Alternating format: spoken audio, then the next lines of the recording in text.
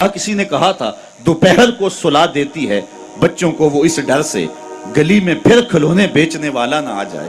کبھی ہم نے ان لوگوں کے درد کو بھی سمجھا؟ ہم نے کبھی سیرت کے ان پہلوؤں پہ بھی غور کیا؟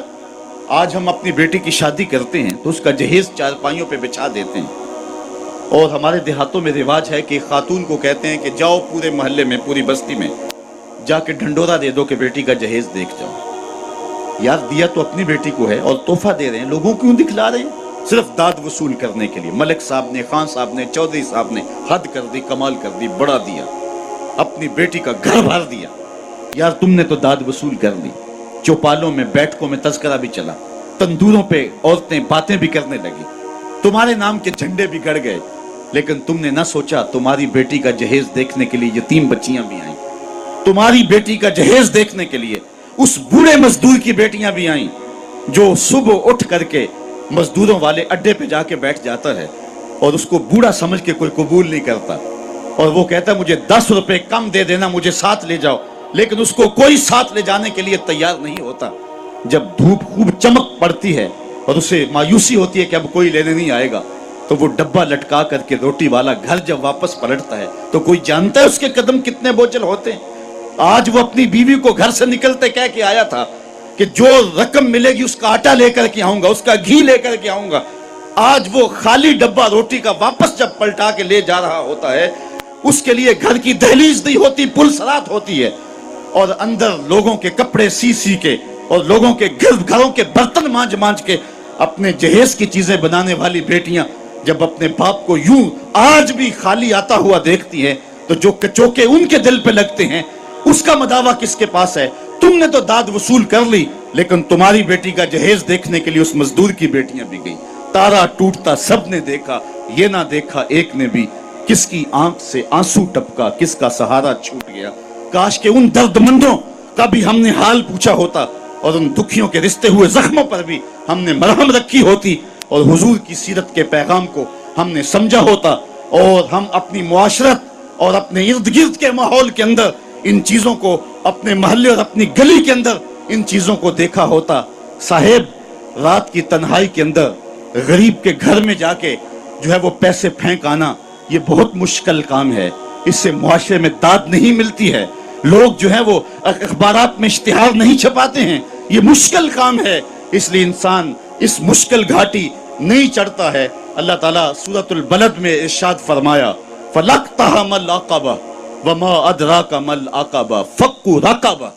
اللہ اکبر۔ او اطعام فی یوم ذی مسغبہ، یہ مشکل گھاٹی ہے، کسی پھنسے ہوئے کی گردن چھڑانا ہے، کسی لاچار کے کام آنا ہے، کسی دکھی کے کام آنا ہے۔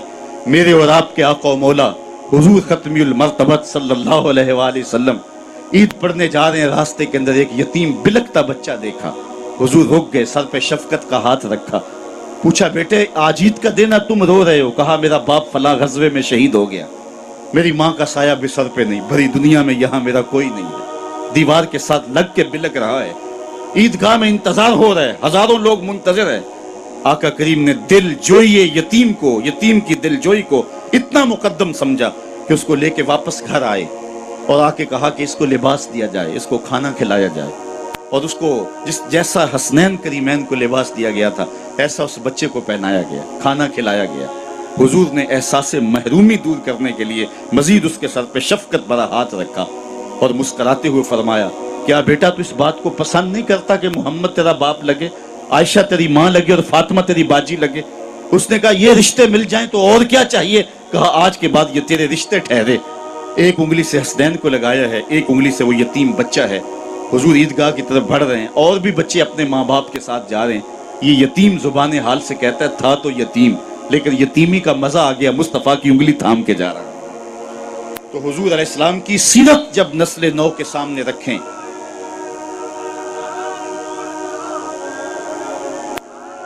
آج سسکتی انسانیت کی بات ہوتی ہے تو آج دنیا اس کی بات کرتی ہے، تو آئیے اپنے آقا کی سیرت کو اس روپ کے اندر دیکھیں اور پڑھیں اور اس کی خوشبو کو پھیلائیں اور نسل نو کو بتائیں کہ آقا کریم علیہ السلام کس طرح دکھیوں کے درد بانٹنے والے تھے اور لاچاروں، یتیموں اور مسکینوں کے کس طرح کام آنے والے تھے۔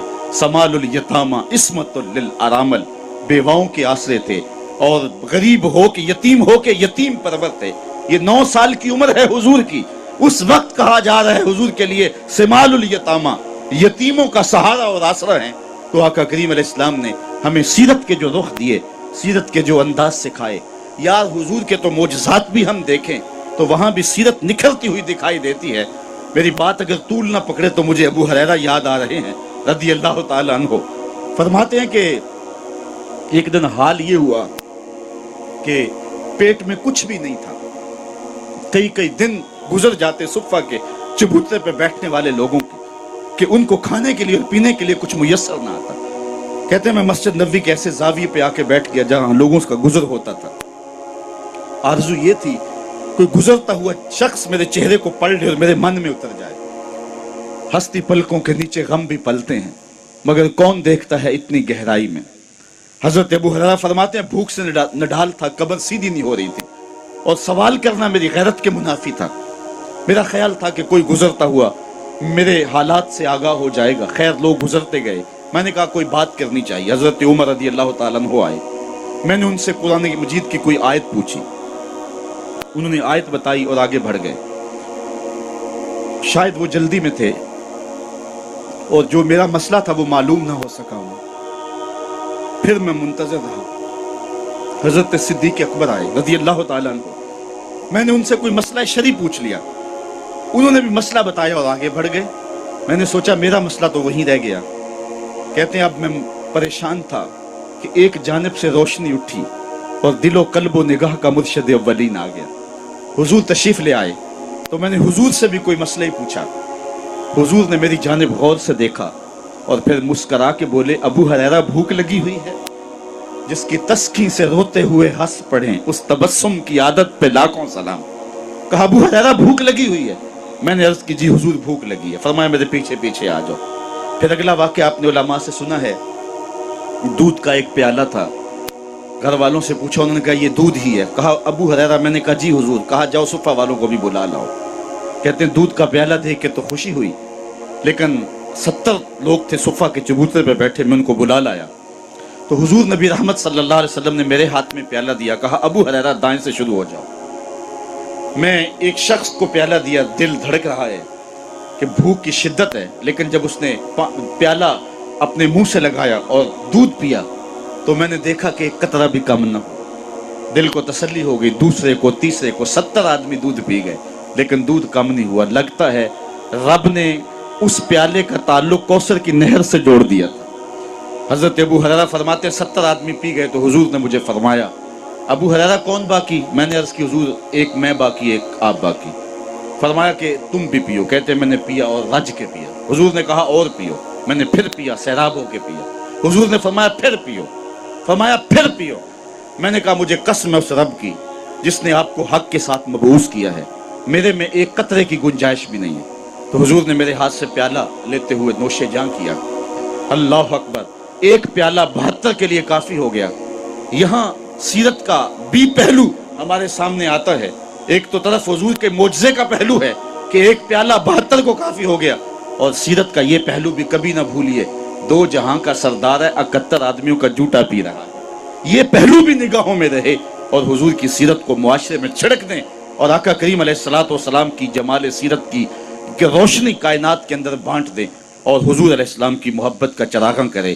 اقبال کہتا ہے اگر تم چاہتے ہو کہ حضور علیہ السلام کا پیار نئی نسل کے اندر منتقل کیا جائے تو پھر یہ کام تمہیں کرنے پڑیں گے کہ ان کو کثرت سے درود پڑھنے کی ترغیب دی جائے گی, حضور کے حسن و جمال کا تذکرہ سنایا جائے گا اور حضور کی سیرت کی خوشبو ان تک پہنچائی جائے گی. اور میں کہتا ہوں حضور کے مناقب اور فضائل کی کہانی ان تک پہنچائی جائے گی, رکھی جائے گی, اور عظمت مصطفیٰ کے قصیدے ان کے سامنے رکھے جائیں گے. یہ محافل نعت اور یہ مجالس نور اور یہ محافل میلاد نئی نسل کے اندر جو ہے وہ حب رسول کو داخل کرنے کا زود اثر ذریعہ ہے, اور ان کے نتائج اگر ہم حاصل کر پائیں اور ان کو ہم مؤثر انداز سے منعقد کریں اور ہماری محافل کے اندر جو کچھ چیزیں شامل ہو گئی ہیں جو اس کی روح کو مسخ کر رہی ہیں ان کو دور پھینکیں اور پھر اس سے زود اثر نتائج حاصل کر کے حب رسول کے چراغاں نئی نسل کے اندر کیا جا سکتا ہے.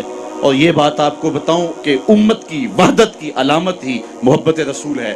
اور کائنات کے اندر اگر روشنی اور اجالے چاہتے ہو، اقبال نے سارا فلسفہ اسے ایک شعر میں نچوڑ دیا ہے کہ محمد سے وفا تو نے تو ہم تیرے ہیں، یہ جہاں چیز ہے کیا لوح و قلم تیرے ہیں.